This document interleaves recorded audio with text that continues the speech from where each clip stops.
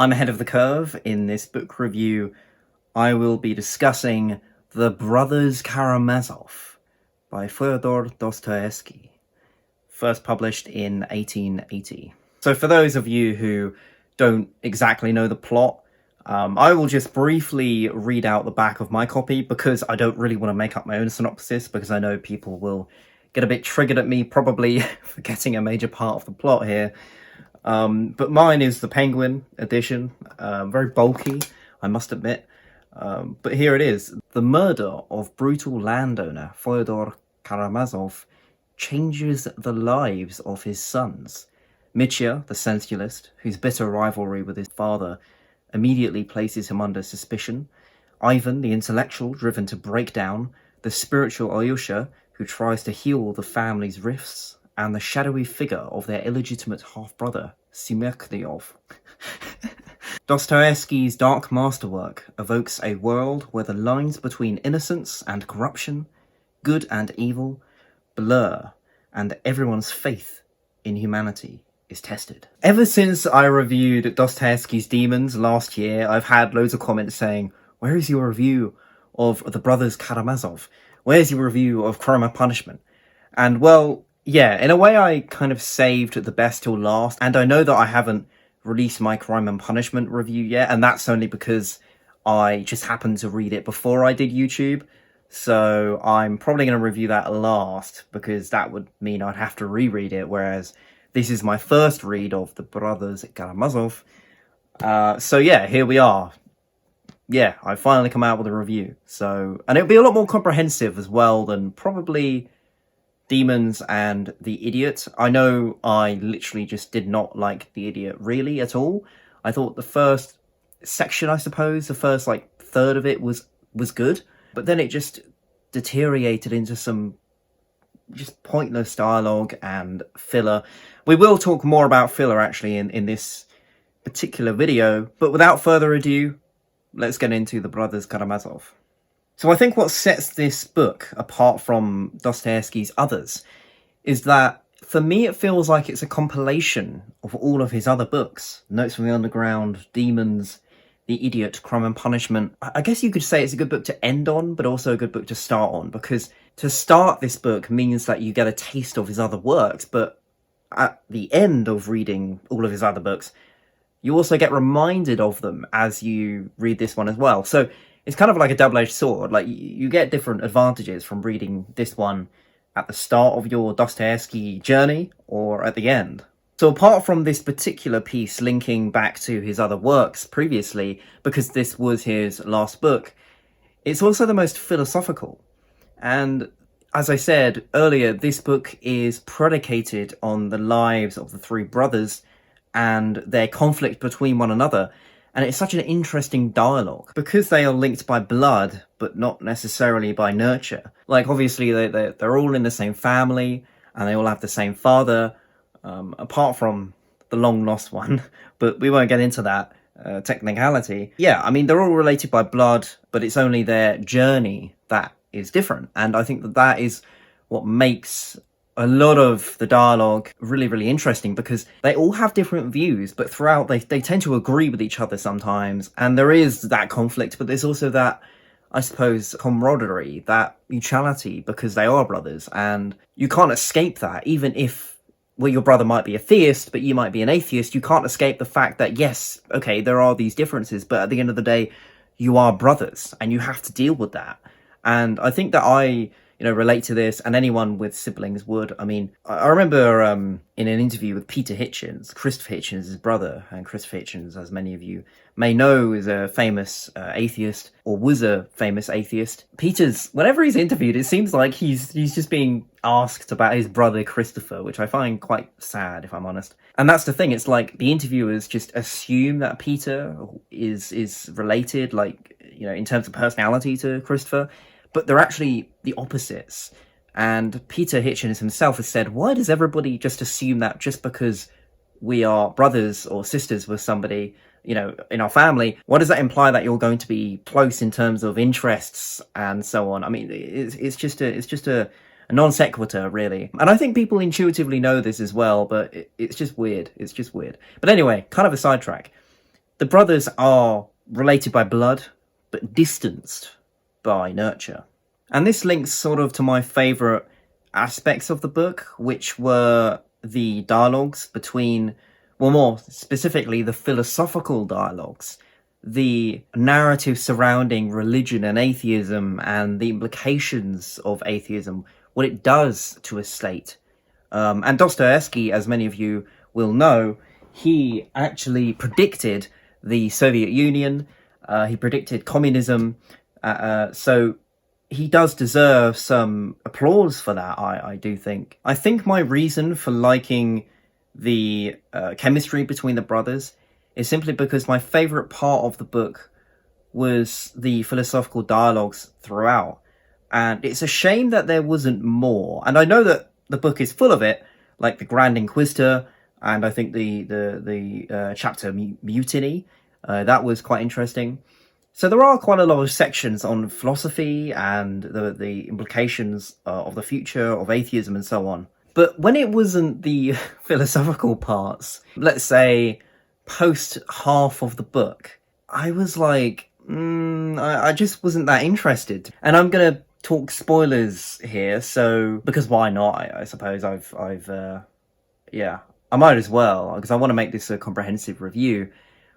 So when the father gets murdered, it's like he got murdered over money, really? I mean, that's a bit mediocre, if you ask me. It's just the way that happened just didn't really interest me at all. I much preferred the first half, where it was in the monastery and there was all this like conflict over, religion and dialogue on philosophy. And I really liked how the brothers were discussing things with each other, even if it wasn't philosophical. I just really enjoyed that. And it felt like after the first half, it was like, yeah, this is going in a different direction and it's moving away from it being philosophical and it's more like a crime and punishment sort of thing. And the thing is, not in a good way either, because crime and punishment wasn't like dry and like, the courtroom, for example. I just found that so dry. It's crime and punishment. It was also shorter, which I commend it for. Thank God it was shorter. That's probably why I prefer it over the Brothers Karamazov.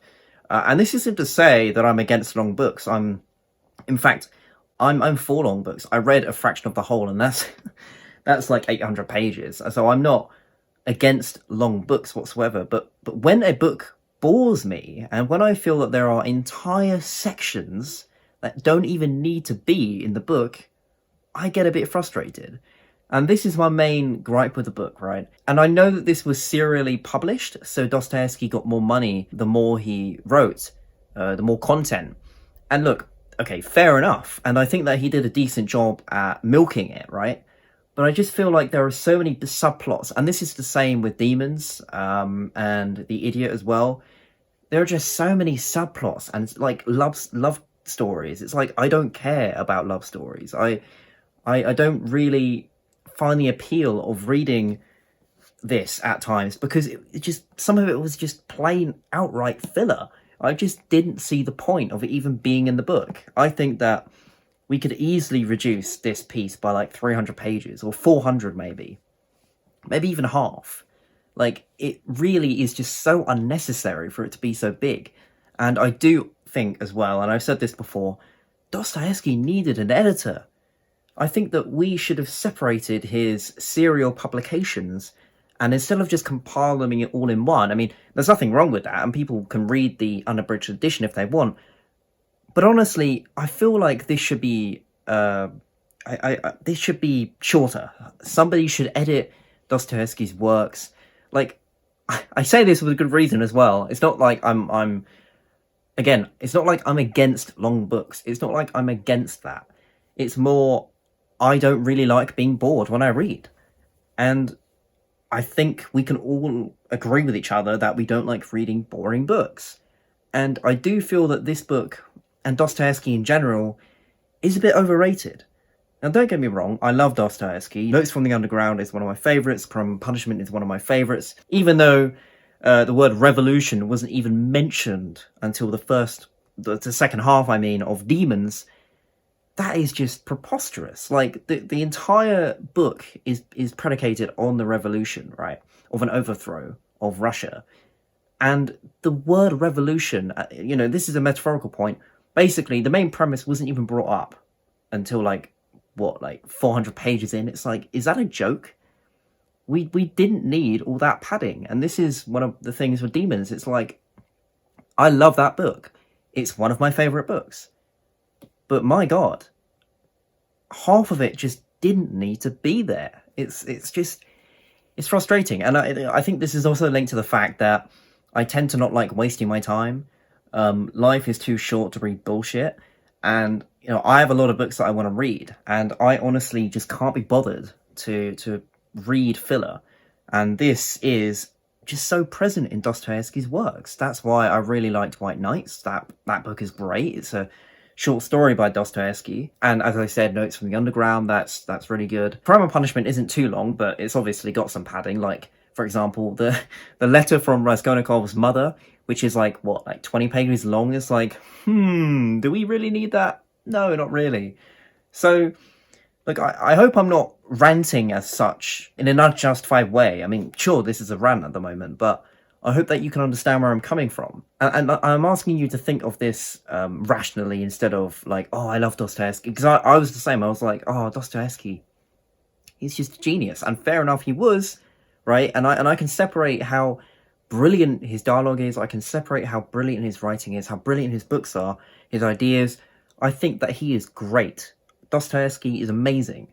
But I think we need to separate that emotional perception of him and really be honest with ourselves and say, did his books really need to be that long? Do we really want to read half of his books? Not really, if we're being honest with ourselves. And maybe I'm assuming too much, and maybe you do really like the filler. And if you do, okay, fair enough. But for me, I have books to read that I haven't read before, and I don't want to spend a month reading this, for example, and just half of it being arbitrary, So, yeah, I mean, look, I know this is me getting a bit triggered, I suppose, but, I feel like no one is talking about this at all. No one. It's yeah, Dostoevsky's great, but come on, his books were a bit too long. Come on. So, yeah, I mean, yeah, I did like this. I think this is a really, really solid book, but, yeah, just too long. Too long, really is. If I could have the chance to edit his books and shorten them down, an abridged edition of his longest pieces, I would go for that. I really would. But I probably don't have the rights or something. I'd need to do. I don't know how I do that, but yeah, I'm interested to see also if any of you out there agree with me, because I feel like I'm going to get a lot of hate for this because I'm in some regard criticizing one of the best writers of all time. But I must remind you, I'm not doing that arbitrarily. I'm literally putting forward a rational argument, which is his books are great, but did they need to be that long? But yeah, I have definitely gone on a tangent there, but I do think it was a relevant one. Yeah. So going back to the positives of this book, because again, I don't want to make this, and this is the thing with the idiot review that I did. When I look at it now, I feel like it was too negative, but at the same time, it's I was just being brutally honest. I was honestly just saying what I thought, and it does come across as negative, and I don't really like that. I don't want to do that in my reviews, but at the same time, I don't want to sugarcoat it and say, oh, Dostoevsky, nothing wrong with him. His works are perfect. Yeah, I don't want to be that sort of person. I just want to be straightforward and transparent with you guys and honestly share my thoughts. But yeah, the positive of the philosophical aspects of this book were that Dostoevsky never strawmanned his opponents. And what I mean by this is not that he was ever in any debates or anything. It was more the fact that he had two characters, the atheist and the theist. And he was like, I'm going to make their arguments as good as they can possibly be on both sides of the spectrum. And I'm going to make them nearly irrefutable. And for that, I just love what he did there. It's okay, so we have, Ivan, the atheist, and it's make his arguments the best possible arguments against theism. And we all know from anyone studying theism that the argument from suffering, natural evil, that is a very, very difficult thing to defend as a theist. Why does God allow children at 6 years old to get malaria, to starve, and to die? What is the impact? What is the use of that? And that is a really, really, really solid argument. And it can be explained away in some regards, but none that I've really found convincing, to be honest. But this is the thing. Dostoyevsky understood that the best argument, or at least one of the best arguments, was that. And he was like, I'm going to make sure that that is attacked, but also defended, right? And this is what I liked about the Grand Inquisitor, which is arguably the most famous section of this book, because it's about, well, it's saying that Jesus did actually come the second time during the Spanish Inquisition, I believe. And I really love this point that he made. It's like, even if Jesus did come back, would we really listen to him? Would we? I don't think we would, because we'd appeal to hallucination, or at least we'd say that he's a charlatan. I mean, there's a magician called Dynamo in the UK, and he is just absolutely brilliant. He can walk on water. And of course, look, yes, from a critical standpoint, you can do the science. You could say, well, was there a platform where he's walking there? And fair enough. And it got me to question also my standard of evidence, because if Jesus did come down to earth, and if he did greet us all, would people not just appeal to mass hallucination, or say, instead of that, Jesus has come again, they'd say, oh, he's a false prophet, like the Quran says, for example, the Muslim belief, and the Jews would probably not believe it either. So really, it made me question, well, what would it take for me to believe that Jesus came again, hypothetically? And I don't think that is a very easy question to answer, because, and I think Dostoevsky points this out as well, even if somebody believes in a miracle, they will still find holes within it. They still try, like I said, the simulation argument. Oh, well, Jesus came back, but I'm not going to believe my own senses. We must be living in a simulation anyway. So this is the thing. However you put it, you can always be unconvinced. So, like I said, it got me to think more about, well, when it comes to theism, because I'm an agnostic atheist, for anyone new watching, so I'm open to God existing. I'm less convinced of any conventional theism. So, yeah, agnostic atheist is basically like, I don't know, therefore I disbelieve. So, yeah, I'm not a hard atheist who say God does not exist, because that's, that requires a great burden of proof. That's an active claim, and I'm not ready to submit that. So, yeah, I think that is maybe my favorite idea within this book. What standard of evidence do we all have for our beliefs, right? Like 99% of our processing is unconscious, right? So, yeah, and there are so many things that we perceive, like consciousness is not empirical, love is not empirical, yet these hard scientists, this scientism idea, it's like there's nothing beyond that. Really? Is everything empirical? Like I said, is love empirical? Is consciousness empirical? Can you empirically prove that empiricism is true, or at least reliable? Well, no, and here's why. It's because we have to subjectively perceive empiricism to put our trust in it. You know what I mean? So either way, we have faith in something. And this is to not say that I'm anti-science. I'm definitely not. Anyone who knows me prior to watching this review knows that.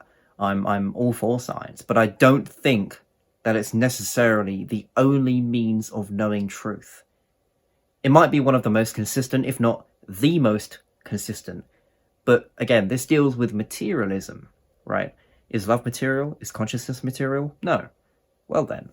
So we have to understand that this is the case, and people like Richard Dawkins and New Atheists assume that everything is down to materialism, which I would intuitively disagree with that.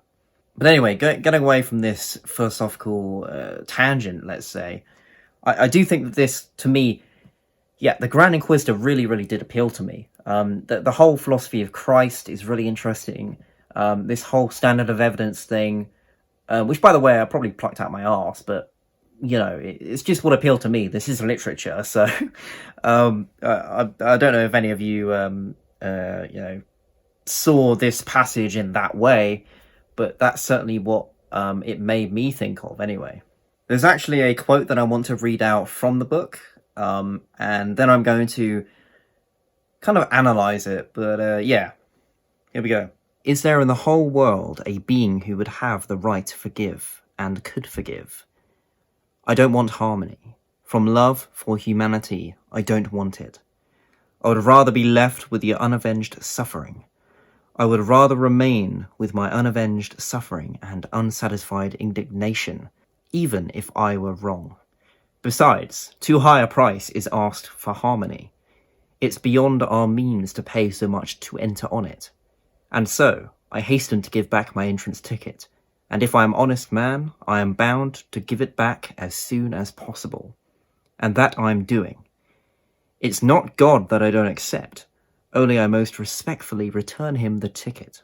I think that this is one of my favourite quotes in the entire book, and this is because it sort of sums up the reason why I am an agnostic atheist. It's because I'm not necessarily against the idea of a higher being, a deity, although a personal deity is harder to prove, or even which religion is true, that's even harder to distinguish.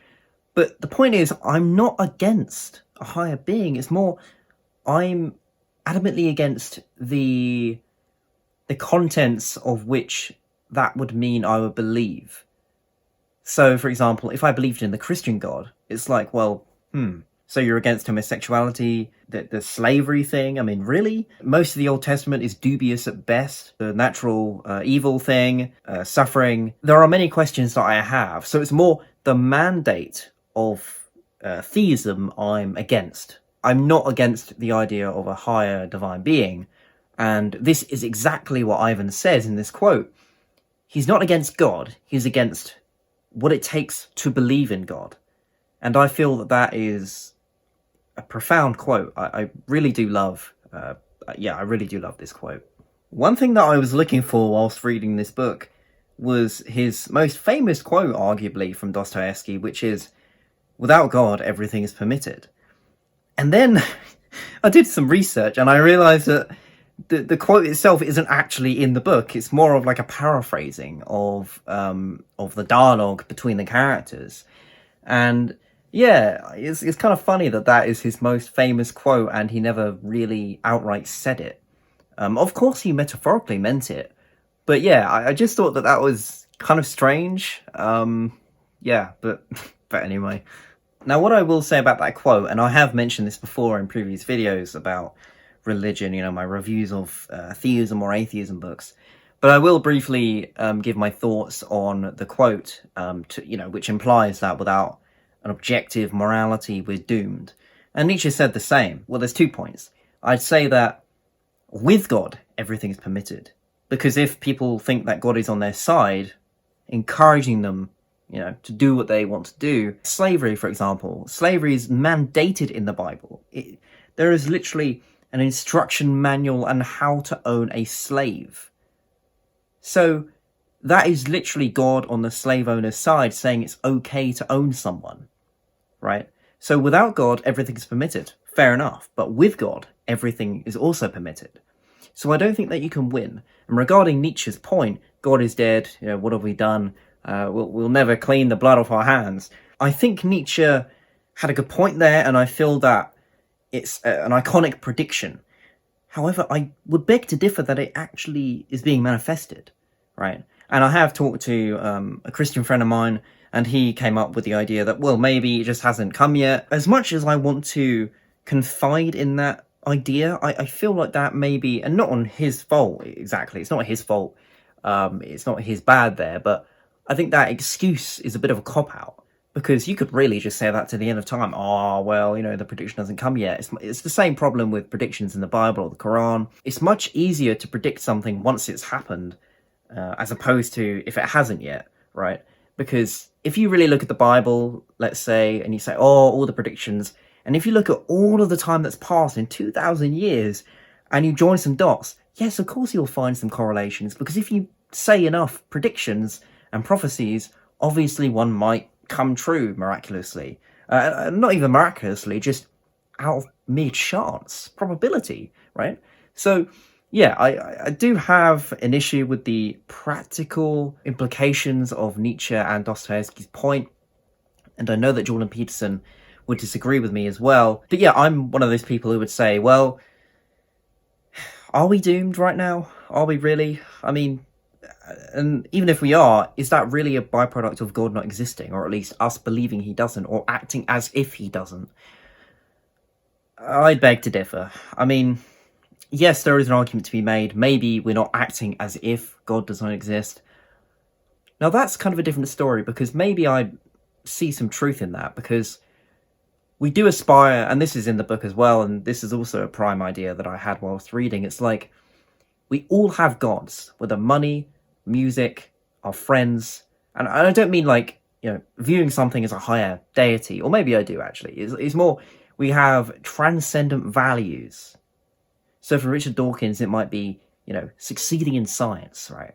So we all have these, and maybe a better word to phrase this is, we have metaphorical gods, right? So we all have these. We all live as if we won't die. We all live as if we are immortal. And I talk a bit about death in the Denial of Death book review by Ernest Becker. If you want to watch me talk about death anxiety and the implications of acknowledging our mortality, check that video out. I think you might enjoy it. Like I said, we all act as if we are immortal. We do things from a secular point of view. We do things pretending that they matter. Like, for example, an atheist can't justify their morality, right? Now, that doesn't mean that they can't be moral. That isn't what the claim is. It's saying that an atheist can't justify why they don't throw acid at a young woman, or why they don't pillage and murder, for example. They can't justify that on objective grounds. And even if they do it like Sam Harris, and they build an objective standard on a subjective foundation. It's like trying to build a house on quicksand. That's what atheists like to do with their subjective morality. They try and make it objective, or at least act as if it is objective, right? But there's nothing to back that up. And remember, I'm saying this as an agnostic atheist. I'm just trying to be as transparent as possible. I know there are flaws, but at the same time, I think that we can do fine acting as if values are objective. And I mentioned this as well in my debate with Faithful Millennial. This is quite recent. You can check that out as well. And I talk a bit about, as an atheist, how do I justify morality? And I basically argue against the view I just mentioned here. So if you're more interested in debates and stuff like that, then yeah, you might enjoy that one as well. I know I've done a lot of name dropping as well. I've mentioned a lot of videos I've done, shamelessly advertising myself, but whatever. Yeah. Okay, so to conclude, I don't think that this is Dostoevsky's best work.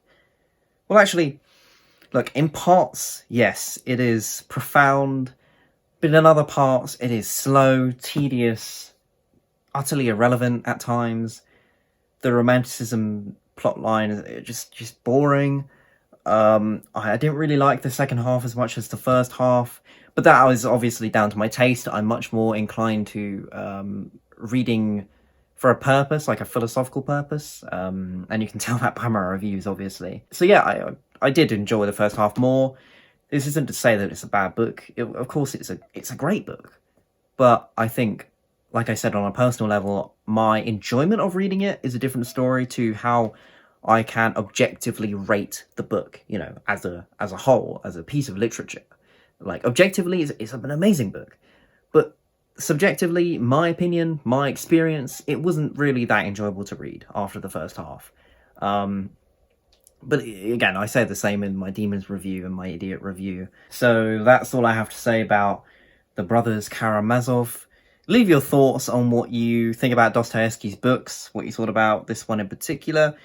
I'd really like to hear if any of you agree with me or disagree. I'm kind of expecting some hate comments at this point. After my idiot review, it just seems like that's all that's coming in for those videos. So yeah, I mean, yeah, I just haven't seen anyone make this same point on YouTube. I've seen a few reviews, just no one's said it. No one's just come out and said, this just doesn't need to be as long as it is.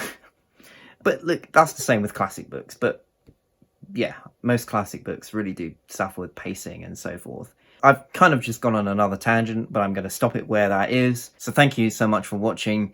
And I will do my Crime and Punishment review at some point.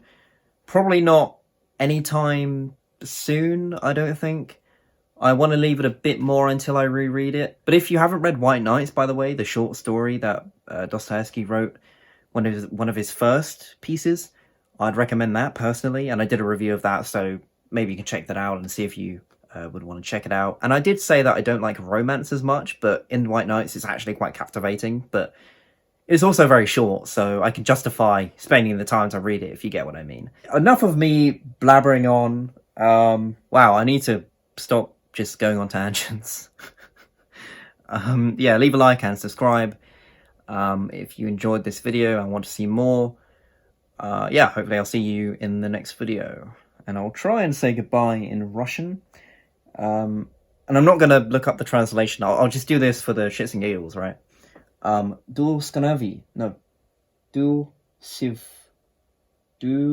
sivdanai. Wow, I've honestly butchered this. Wow. Do sivanadi. Do sivanya. Goodbye.